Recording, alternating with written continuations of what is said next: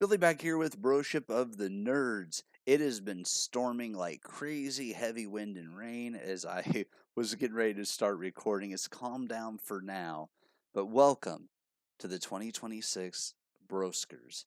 Now, these awards are unofficial and will go for the stuff we saw in 2025. Now, of course, it is very limited because it's only based on stuff I went to see, either on Netflix or in theaters. So we're going to start this year with what I saw on Netflix. That's a lot shorter list than what I saw in theaters. The Electric State. I saw that came out in March of 25. Watched that with a friend. Is okay. Wasn't great, but it wasn't bad. Like overall, I thought it was okay.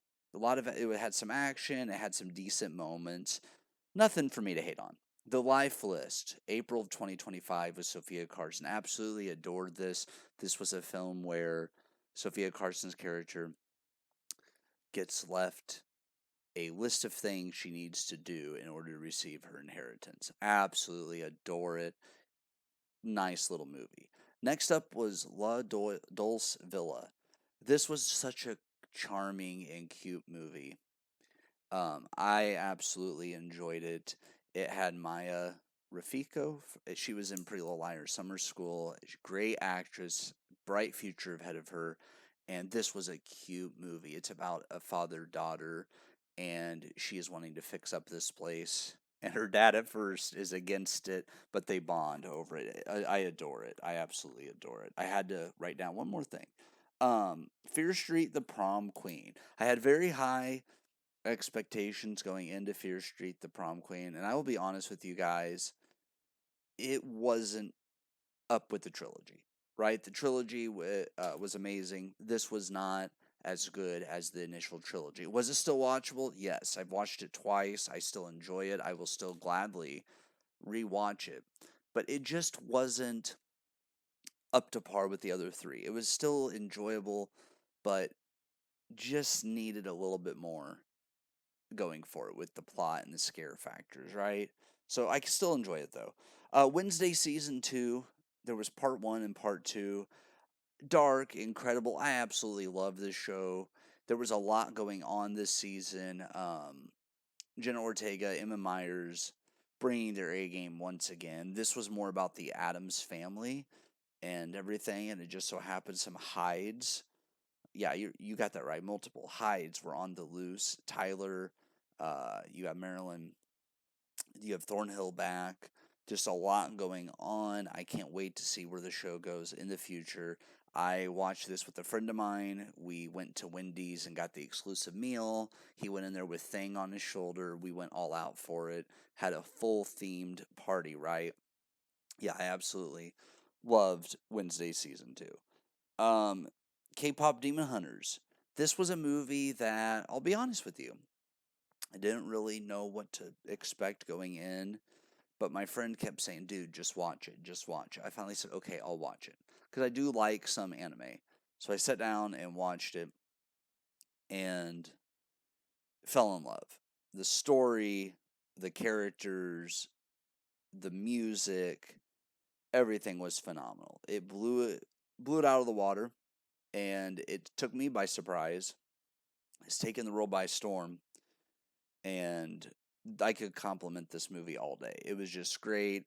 You have three singers that come from, there's been multiple generations of a trio of singers who not only sing but also use their voices to try to create the perfect Hanmoon to protect the world.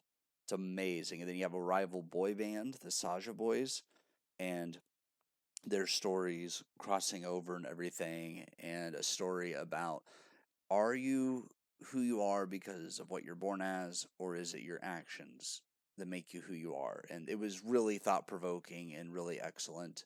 Absolutely love it. Emily in Paris. Oh, I could watch this all the time. Just a fun, easy to watch show. We really want Emily, or I want Emily with Gabrielle in the end, but there's just so much keeping them from seeing each other, right? So this season, Emily has a new boyfriend. It's going between Rome and Paris, back and forth. Gabrielle is now working as a chef on a yacht. He's left his restaurant in Paris, and just when you hope that they're going to get together, stuff happens. But by the end of the season, Gabrielle has invited Emily to come to Greece to see him. He's got some time off, so they've just announced season 6. I'm hoping that we see Emily and Gabrielle get time together. Because Gabrielle wasn't in this season as much. This was more Emily, Mindy, Luke. Luke is still my favorite character in Emily in Paris. He always makes me laugh. Just absolutely amazing to watch. And then we had Stranger Things season 5. The most divisive season thus far. I'm a fan of the series. I'm not one of those that was against the season. I gave it an 11 out of 10, obviously for pun purposes. But in reality, were there a few things I would have liked to have seen differently? Sure. Was it still a great show? Yeah. Did it go the direction I wanted? Not all the way. There's a few things I wanted to go differently, but at the end of the day, I'm not the showrunner. I didn't make the decisions, but I'm okay with the decisions that were made, and I accept it. Um, I enjoyed this season a lot of heartfelt moments. So, our first award goes to Movie of the Year for Netflix. K-pop Demon Hunters. No contest. They win. La Dulce Villa, I put second. I really love this movie. It was going to be Movie of the Year. It was all year for me until K-pop Demon Hunters when I finally watched that. And it was probably like, I want to say it was probably between October and Thanksgiving when I watched it. And it just, like I said, took me by surprise and I fell in love immediately. Show of the year is tougher. Wednesday is still my favorite character in all of pop culture, but I got to give it to Stranger Things just because this is the final season. So my thoughts were there were too many good scenes that it's hard not to give it show of the year. You could even say that Wednesday and Stranger Things tied for me, honestly, because I still love Wednesday more as a character. But I'm going to give it to Stranger Things just barely. Now we move on to movies I saw in theaters. So these were either theatrical releases or um, anything that I saw physically in a theater. So this one was tough for me just because I saw a lot. So I saw 28 things in the theater this year. I saw Wolfman January 29th. Good movie. Um, isn't one that I would buy or rewatch, but for a one-time watch, I thought it was good. There were things about it I liked, there were things about it I didn't like, but ultimately, this was fun to watch. And I was kind of tired that day, so I think I didn't enjoy it as much, so maybe a rewatch is warranted for me to make a decision about it. Companion, I saw February 2nd, excellent movie, right? So, woman thinks she's human, and you find out that these companions' memories are created of how they first meet the owner, but it feels real to them, right? Like they look at you as like the best thing in the world. And it was a horror, and there's a lot of twists and turns, but this movie had action, it had drama, it had romance, it had a lot going for it, and I absolutely adore it. Next movie I saw was February 7th, Hard Eyes. This was a horror film where a killer targets people on Valentine's Day, specifically couples, and he mistakes these two people as a couple, and the kills are gory. It feels like a Scream movie, but amped up. The kills are very brutal. There's some comedy in there as well that makes you laugh. I did buy a copy of this. This was an interesting one because Hard Eyes came out on Blu-ray and DVD. The Blu-rays were selling so high on Amazon for like $40 plus that I ended up buying just a DVD copy at my local Walmart for like 20 something because I'm like, I don't want it to sell out, but I'm not going to spend 40 on just on a normal Blu-ray. So I ended up buying the DVD. Great movie. Mickey 17, I saw this on March 6th. I put unique. There's no other movie I could compare it to. And it's one of those that I would need to rewatch because it was bizarre, but I didn't hate it, right? Like I was entertained the whole movie, but I don't know how often I would revisit it. No, I did not buy a copy of this one. I do not plan on buying a copy of this one. But if somebody else puts it on or I rewatch, my mind might be able to be changed. Still good acting. It just was bizarre. Next up, I saw Novocaine on March 21st. Very fun, very brutal. Guy can't feel pain, and there's some very gnarly scenes where you're like, oh my God, how is he? Well, yeah, he can't feel pain, but oh, just seeing that would make me want to pass out, right? So, very good movie.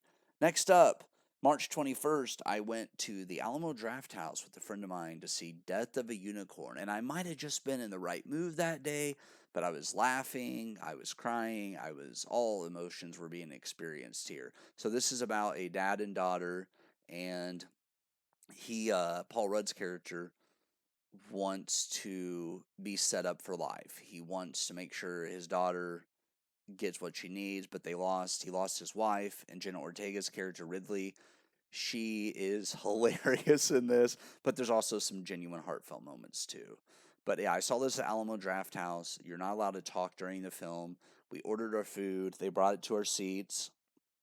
We ate. We drank water. Ate us, I think, pizza. My friend had salad, and just enjoyed the heck out of this movie. I watched it twice in 2 days at two different theaters. That's how much I like this. And then I watched it again on Max, and I bought a copy of it, and it came with different pictures from filming. I absolutely love that movie. Fun movie. Next up, April 4th, I took my buddy with me, Eddie, and you may have seen us in the Trick or Treaters. We went to see Hell of a Summer. Great low budget slasher film. Finn Wolfhard and the guy that played Simon in Fear Street 1994. Cannot remember the actor's name. I'm sorry for that, but they were great. This was a fun little film. Definitely worth watching if you're into horror. Definitely had some fun characters as well. This is one I still need to buy a copy of it because I do want to rewatch this, and I would like to have a little film festival with friends where we sit down and pick an order of movies and talk about the movies in between and have like a full day of just watching films, which is great in the wintertime. Next up, a Minecraft movie.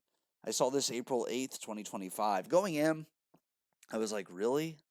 You're going to have Jack Black with Jason Momoa. I just didn't know if Momoa would fit the style of this film. And then Emma Myers, and then the kid that played her little brother was good too. I'll be honest, it won me over. I enjoyed it more than I thought I was going to. The only thing that happened were the kids yelled chicken jockey. There was no throwing popcorn, there was no throwing soda. It stayed pretty calm. This was a random day, like a Tuesday, I believe, when they do their $5 movie deal, and it was still packed, which was impressive. I enjoyed this more than I thought I was going to. It was fun, it was charming. I bought a copy. I will rewatch it at some point. Amateur, April 12th. Saw this with a friend of mine. This is about a character whose wife is killed overseas, and he's not the traditional killer. He wants to get revenge, but he doesn't have the. But then he uses his smarts to go after these people. Really liked it. Kind of reminded me of Columbiana, which I adore. So I ended up buying a copy of this. Good action revenge film. Next up, April 18th. I was busy in April. I ended up in April theaters 5 times. It was my busiest month, actually. April 18th, I saw Drop. I saw this with a friend of mine at a local theater. Good twists and turns. This guy takes this date with this girl, and they end up being at this restaurant high up. But the twist is somebody is out to kill her sister and little boy at home. And the whole movie, you're like, who's doing it and why? And it's just absolutely bonkers. And this guy stays on this date, even though it's crazy as hell. I told my friend I would have got up and left by that point. Um, Fun movie, entertaining. I have not bought a copy of it yet, but I keep seeing it, and my mind goes, should I buy it? Because as a collector, I have so many films to watch still that it's like, is this one I would rewatch? And I think I would, but it was a very good thriller, twist and turns, suspense. Next up, April 26th, Until Dawn. I saw this with a friend of mine at an AMC.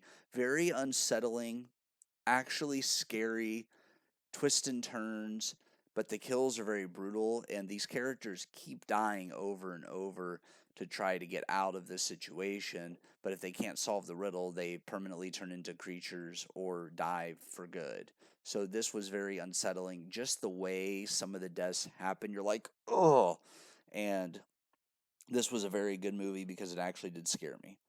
Next up, May 6th, I saw Thunderbolts. This was amazing. It gets into mental health which I'm a big advocate of. I believe in taking care of your mental health, and this was a very good film.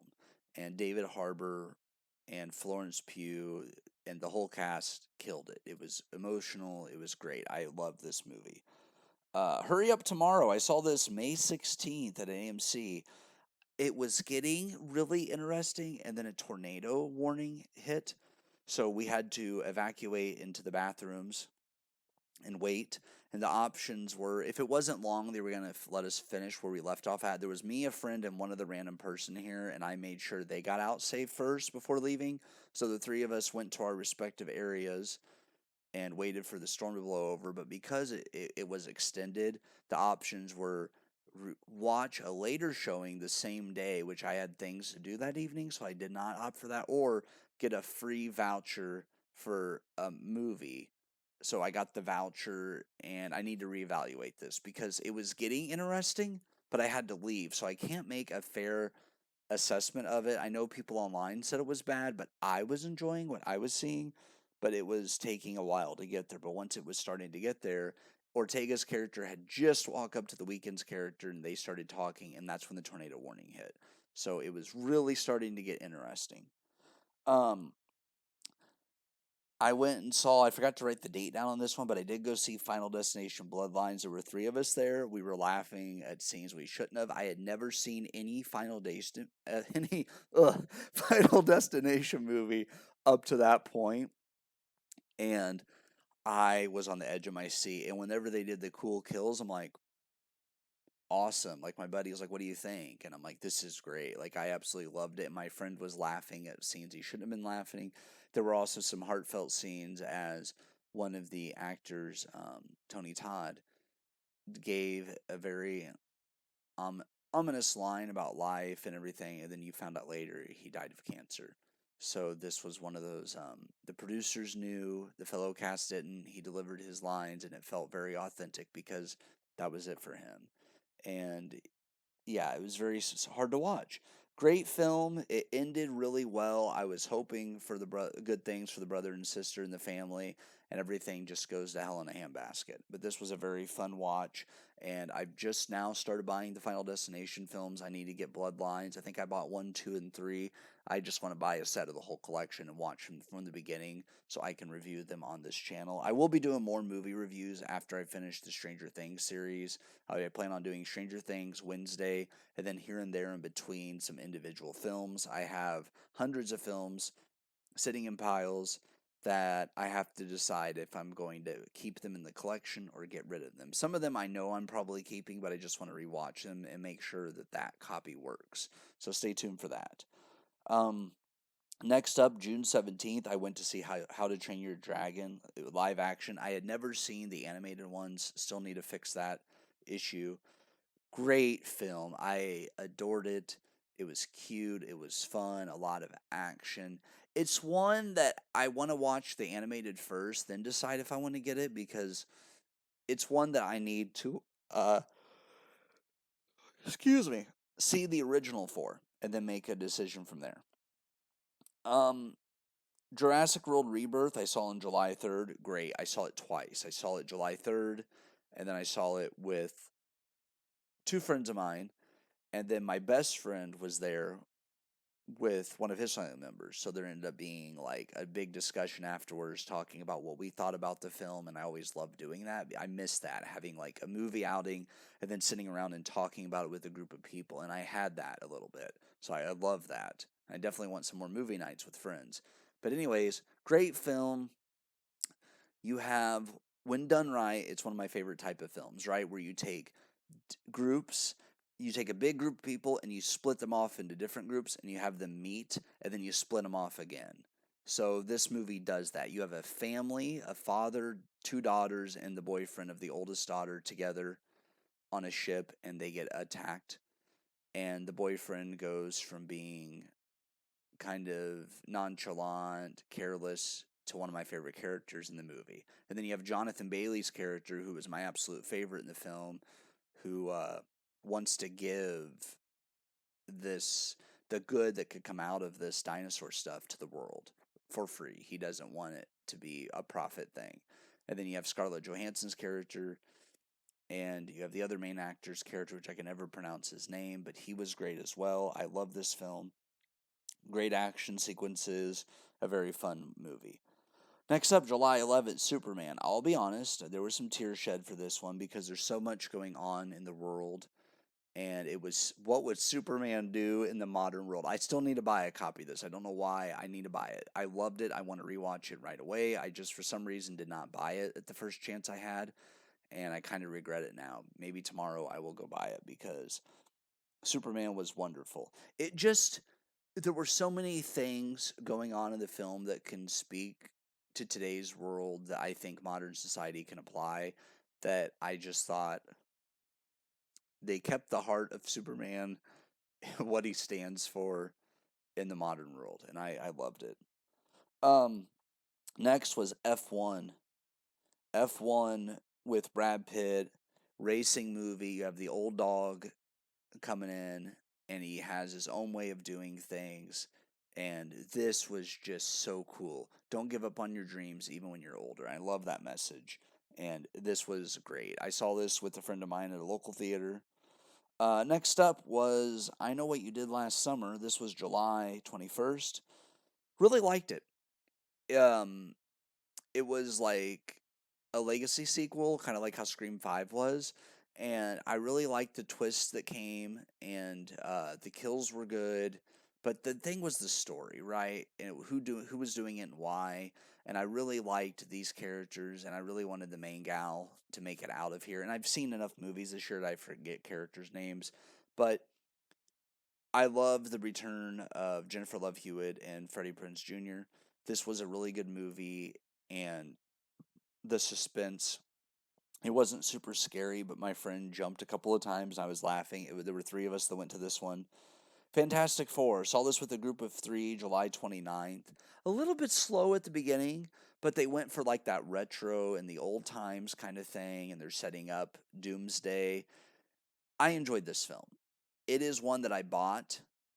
Um, I don't think I'll rewatch it a ton. I do plan on going through the MCU and rewatching from the beginning and posting my thoughts as an older adult, because I started watching Iron Man when I was in college. I remember my dad renting it, and we sat down and watched it together, and I loved it. I rewatched the first one, but I plan on going through the whole MCU, just the movies, not the shows, and going through in order, release order, and giving them a second look and posting my thoughts on them.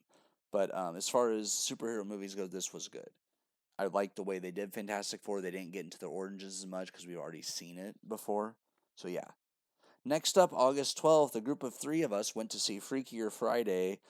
Really fun. A lot of the music I listen to now was playing in here, right? Chapel Roan was in here, and her music, and I absolutely loved it. Lindsay Lohan, it's so good to see her making her comeback to Hollywood.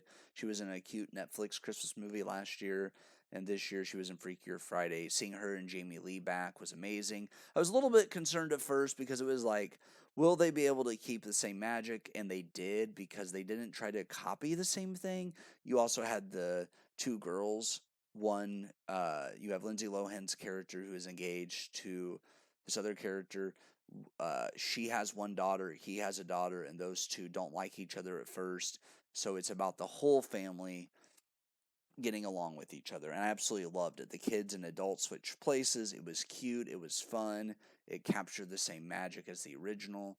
And I plan on going back and watching both of those together, preferably on a Friday, maybe tomorrow. I don't know. And I will post my thoughts here. But I love that movie. Next up, I saw Weapons August 18th with two people. It was odd, but very good. I liked it because it was unique. I liked that they took a chance and did a different sort of horror story. This one had me on the edge of my seat. It was all these kids go missing at the same time, except for one kid in this class. They get into who's doing it and why. And I don't want to spoil it for you in case you haven't seen it, because it's one of those I think everyone needs to see once, even if you're just a little into horror, because it is something so different. And there possibly could be a prequel down the road. But I enjoyed this. Josh Brolin was great in this. And yeah, this was just a great movie, and I don't want to talk too much about it in case you guys really want to see it. Next up, we have Caught Stealing. I saw this September 4th, and that day I wasn't feeling the world's greatest. I wasn't sick, but I wasn't 100% either. And really good movie. I didn't like some of the things they did, not because it was a bad story, but because I'm like, oh, why do they do that? Kind of thing.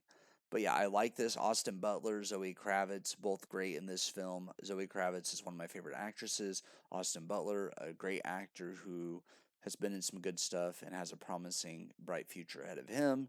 This was a fun action film, right? Somebody wants them wants Austin Butler's character to watch his apartment in Cat, and then they attack Matt Smith, of course, and then they attack him, and he ends up losing a kidney over the deal, and then he goes for revenge, and it gets really wild and really crazy. But I always like to see that one like off the wall movie every year, and there were multiple this year, right? Like Death of a Unicorn, Novocaine, Mickey 17. I wanted to explore a little bit more in the last few years. My movie taste, I'm becoming more open minded. Like Anora's a movie I never would have seen when I was younger, but now I'm more open minded and willing to try new movies.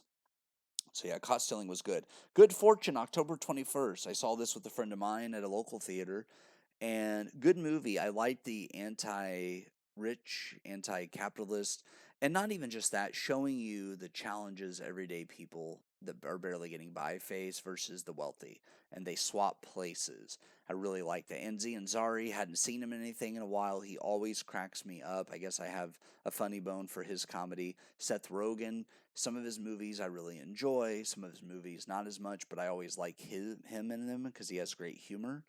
And then, of course, Keanu Reeves, who plays an angel of texting and driving, and he tried to become more, and he gets punished and has to become human for a while.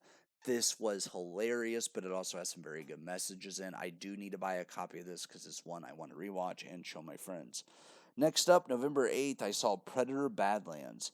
This was a good action movie. The same director that did Prey. Prey is still my favorite over this, but it is close. Um, this is a runt of the litter who is underestimated and he has to prove himself. And by doing this, he has to get a help from a robot. So this was really cool. I love the action. I love the story it told. This is one that I plan on buying as soon as I can. And I need to watch the whole Predator series, but I absolutely enjoyed this one.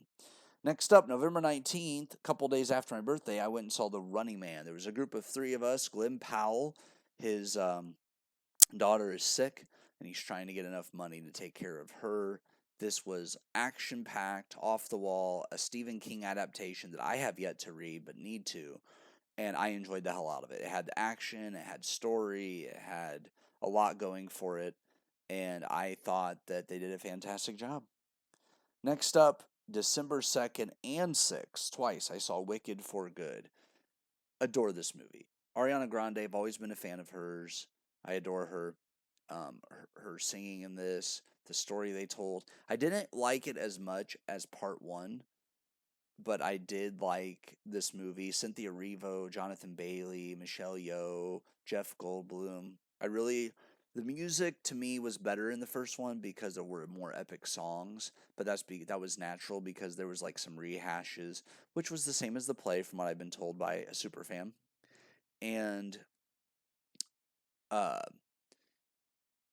trying to search for the words here. I like the story a lot. I like the music a lot. I enjoyed it more on the second watching. I think because I went and I was the only one in the entire theater that day. It was a very cold day. It was early. I was tired. I didn't really enjoy it as much. But then upon a second viewing and some chocolate covered peanuts at my side, absolutely enjoyed this film. Um, it was great. A lot of action, good story. I liked the magic. And ultimately, I like the ending of this. I was told that the play ends differently. I prefer the movie ending here. I really liked it. Elphaba is one of the most empathetic characters in movies, and I thought Cynthia killed it. And then the last thing I saw in theaters, December 31st, I went to see the Stranger Things series finale. And that I had not seen hype in a theater like that for years. People were laughing, crying, everything during the screening. It was over 2 hours. But what they did, AMC did this deal where it was free. You didn't pay for a ticket, but you paid for a $20 concession voucher, and they had more demand than what they could keep up with. So I was going to get like one of those mini pizzas because I don't generally eat popcorn because the oil gets to me. My stomach doesn't agree with it. But yeah, this was really cool. The line was really long for the concession stand. I got my ticket checked in, and then it was like 20 minutes for me to get popcorn and water. And I talked to this guy in line, and he was really cool. And we got to talking about the show and what we thought was going to happen. And our theories were incorrect, but it was very divisive. I enjoy it, I believe. That's all I will say on that. But I enjoyed the showing. I hadn't seen hype like that in a long time. The excitement in the air. I miss those movies where it's bigger than a movie. It's an event, right? It's an experience. So this year, Death of the Unicorn felt like that because I was at the Alamo Draft House and it was pretty busy. Um, a Minecraft movie felt like a pop culture event. Jurassic World felt pretty big. Superman felt pretty big. Stranger Things felt big. Wicked, because it was a little bit later on, I was the only one the first time, and then the second time I went, we were the only two there. So yeah, I got private showings for those. Okay, after all that talking, best actor of the year, Gaten Matarazzo, Dustin Henderson, Stranger Things, killed it. Also got scene of the year with Joe Keery. So Dustin and Steve, the scene where Steve's grabbing a ladder and Dustin pours his heart out to Steve. Oh my God, made me tear up. Um, Absolutely loved it. A close second was probably Will's coming out scene. Beautiful, well done. Noah Schnapp, great job. They said it took like 12 hours to film. It was just amazing. And then, of course, Max and Holly's scene when they're talking before they try to go back to the portal. I adore that scene as well. Um, Best actress. You guys know Jenna Ortega is my favorite actress. Um, she really is. I just think she has so much talent that we have not seen in a long time, and she is this generation's superstar. She's my favorite. But best actress this year, Arden Cho, for her work as Rumi in K-pop Demon Hunters. Just the complexity of the character, and you have a demon who is with a group that hates demons, right? They kill demons. They protect the world from demons. I love that twist. Rumi and K-pop Demon Hunters, Arden Cho, Actress of the Year. Song of the Year, What It Sounds Like. I love Golden, but What It Sounds Like deserves just as much praise because of the story that song told at that point in the movie. Okay, here's where it gets challenging. Oh, best duo, Enid and Wednesday, by far. Not even close. They have their moments where they argue and fight, but Wednesday's trying to protect Enid. Enid finds this out. The body swap scene was my favorite episode of anything I watched this year. But yeah, best duo, Enid and Wednesday. Great cast for this one. Can't wait to see where season 3 goes. Best Netflix show. I already said that, Stranger Things. Okay, so I had a hard time with this. So top 11 movies in honor of Stranger Things. I'm expanding to 11. So obviously, Stranger Things finale goes in the top 11, right? It has to. This is not in order, by the way. Predator Badlands, Hard Eyes, Final Destination Bloodlines, Wicked for Good, The Running Man, Jurassic World Rebirth, Superman, Freakier Friday, Death of a Unicorn, a Minecraft movie. Those are my top 11 for this year.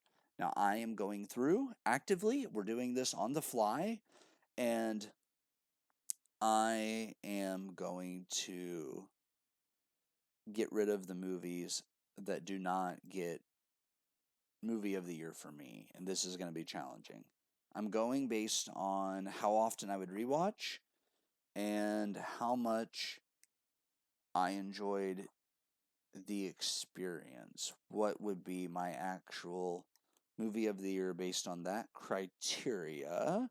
And I've already got it narrowed down pretty well here. Um, between two. That one was the most fun, but that one meant the most to me, so it's between two. Okay. So I'm going to do it this way. Superman gets superhero movie of the year. It was my favorite. So superhero movie of the year goes to Superman. Best overall movie, Hard Eyes. I absolutely loved it. It was my favorite movie of 2025, which is crazy to say because a lot of these other movies meant a lot to me, but Hard Eyes is the movie that just I really enjoyed. It was cool, it was fun, it was absolutely phenomenal. I will revisit it multiple times.